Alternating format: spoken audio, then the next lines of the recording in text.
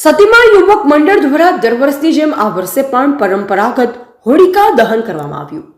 ફાગણ માસની શુક્લ પક્ષની તિથિએ હોળી પ્રગટાવવામાં આવે છે। ભક્ત પ્રહલાદને ખોળામાં લઈ હોળિકા અગ્નિમાં બેઠા હતા।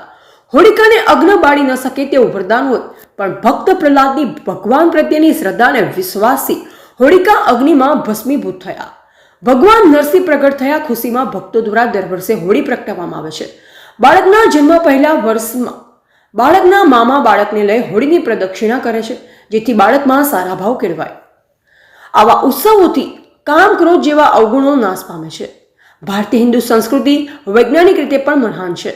શિયાળાની ઋતુ પૂર્ણ થઈને ઉનાળાની ઋતુ શરૂઆત થવામાં હોય, જેથી ધાણી, દાળિયા, ખજૂર, પતાસા કફનાશક હોય, જેથી હોળીના ઉત્સવમાં સામગ્રી તરીકે ઉપયોગમાં લેવાય છે। અહેવાલ અલ્પેશ કગરાણા, માંગરોળ। જયતુ સંસ્કૃતમ જયતુ સનાતનમ। સંસ્કૃત વિષયની અંદર એક સરસ મજાની શુક્તિ છે, ઉત્સવ પ્રિયાહ ખલુ માનવાહ। આપણી ભારતીય સંસ્કૃતિ મુજબ આપણે સૌ અલગ અલગ ઉત્સવો જે છે ઉજવીએ છીએ। એમાંનો આજનો એ ઉત્સવ કે ફાલ્ગુન માસની અંદર શુક્લ પક્ષ અને પૂનમની સરસ મજાની એવી તિથિની અંદર જ્યારે રળિયામણી રાત્રિ હોય અને ત્યારે ભક્ત પ્રહલાદથી એ શરૂ થતું, એ ભગવાન નૃસિંહના એ પ્રાગટ્યથી શરૂ થતું એ હોલિકા દહન અને હોલિકોત્સવ જે આજે આપણે સૌ આખું ભારત વર્ષ જે છે મનાવી રહ્યું છે, એ સમયે આજે માંગરોળ નગરની અંદર સતીમા યુવક મંડળ દ્વારા આયોજિત હોલિકા દહન એ સરસ મજાનો એ ઉત્સવ જે છે સૌ ભક્તજનો દ્વારા એનો લાભ લેવામાં આવ્યો છે।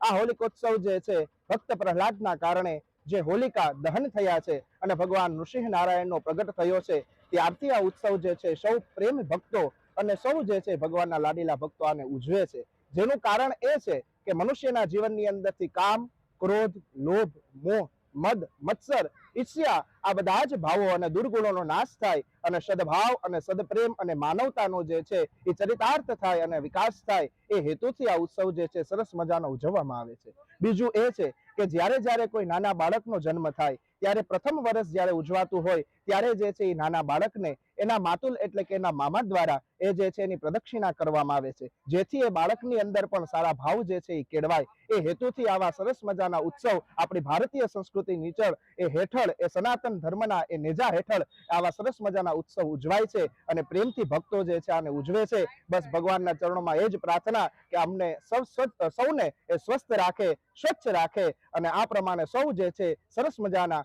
ભવ્યથી ભવ્ય અને દિવ્યથી દિવ્ય આવા ઉત્સવ ઉજવતા રહીએ। જયતુ સનાતનઃ જયતુ સંસ્કૃતઃ, ભારત માતા કી જય।